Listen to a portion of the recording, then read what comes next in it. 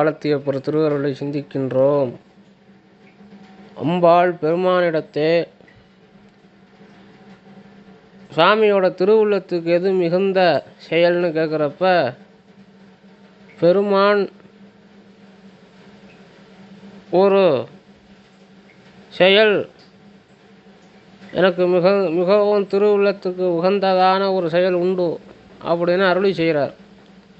எண்ணில் ஆகமம் இயம்பிய இறைவர்தாம் விரும்பும் உண்மையாவது, இறைவர் தாம் விரும்பும் உண்மையாவது பூசனை என உரைத்தருள அண்ணலார் தம்மை அர்ச்சனை புரிய ஆதரித்தாள் பெண்ணில் நல்லவளாயின பெருந்தவ கொழுந்து. இது பெரிய புராணத்தில் வரக்கூடிய ஒரு பாடல். இதில் பொருள், எண்ணில் எண்ணிக்கை இல்லாத ஆகமங்களை இயம்பிய இறைவன்,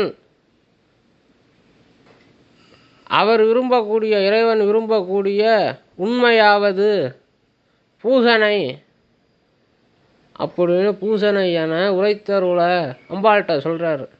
அண்ணலார் தம்மை, அதை கேட்டு அம்பாள் பூசை செய்ய காஞ்சிபுரம் புறப்பட்டாள். அண்ணலார் தம்மை அர்ச்சனை புரிய ஆதரித்தால் என் பெண்ணில் நல்லவளாயின பெருந்தவ கொழுந்து. அம்பாள் சிவபூசை பண்ணுறதை பற்றி அது நமக்கு செய்து காமிக்கும் விதமாக பல தலங்களில் சென்று அம்பாளே சிவபூசை பண்ணிருக்கு.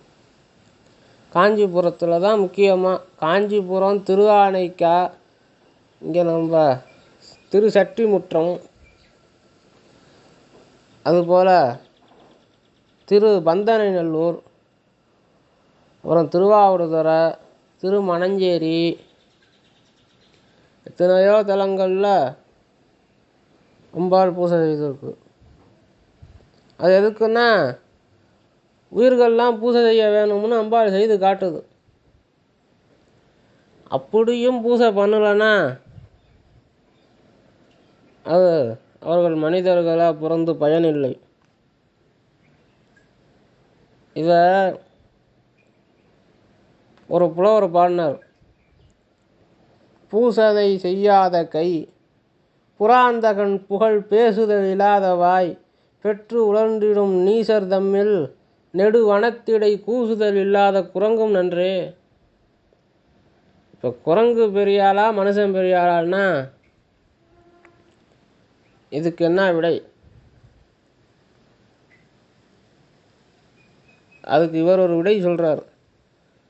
பூசனை செய்யாத கை, பூஜை பண்ணாத கை, ஒரு நாள் கூட சாமி சிவலிங்கத்து மேலே பூவெளி போட்டதில்லை. புராந்தகன் புகழ் பேசுதல் இல்லாத வாய், சாமியோட புகழை பேசாத வாய், இதெல்லாம் வைத்துக்கிட்டு நீசர்கள், அறிவில்லாதவர்கள், இப்படி பூசை செய்யாத அந்த நீசர்களை காட்டிலும் இந்த காட்டில் கூசுதல் இல்லாமல் தெரிஞ்சுக்கிட்டு இருக்க குரங்கு அது எவ்வளவோ நல்லதுன்ட்டார். இவனுக்கு 5 அறிவு, குரங்குக்கு 5 அறிவு, மனுஷனுக்கு 6 அறிவு. 5 அறிவு பெற்ற குரங்கு பூசை பண்ணலன்னா சரி, 6 அறிவு உடைய இந்த மனுஷனும் பூசை பண்ணலைன்னா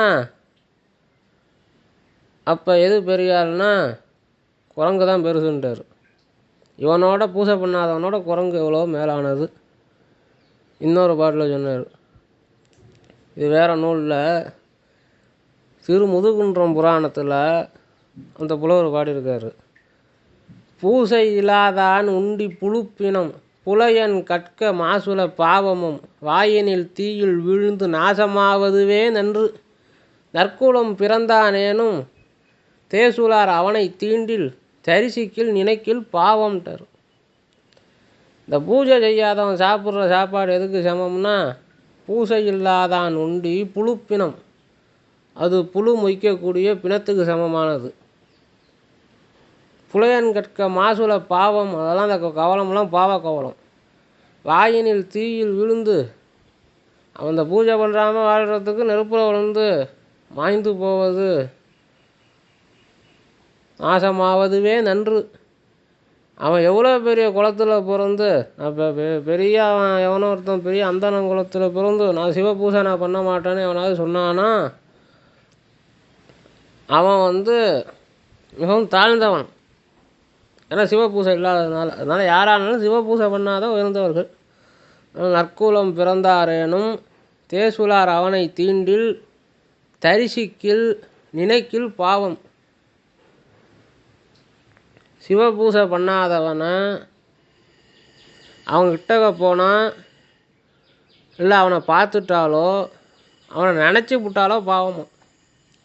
அப்படி சிவபூசை பண்ணாதவர்கள் மனுஷ பிறவியாக பிறந்து பயனில்லை.